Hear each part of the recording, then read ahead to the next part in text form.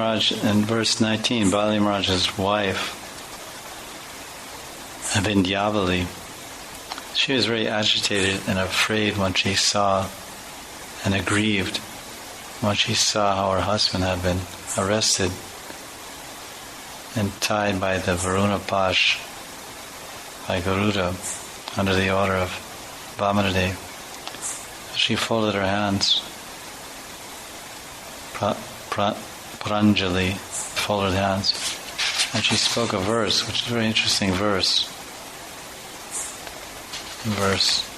Chapter 22, verse 20. She said, Kritartam Atmanam Idam Tri Jagat Kritam Te. She said, "Oh my Lord Vamanadeva, you have created the entire universe for the enjoyment of your personal pastimes." On this verse, she's saying that this material world is created for lila, Shristi lila, Krita artam. Art means objective, value, wealth, attainment, purpose, sake of.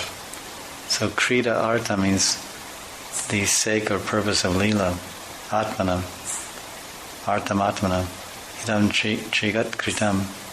This tri jagat, bhurvavaswa, all these lower, middle, and upper planetary systems.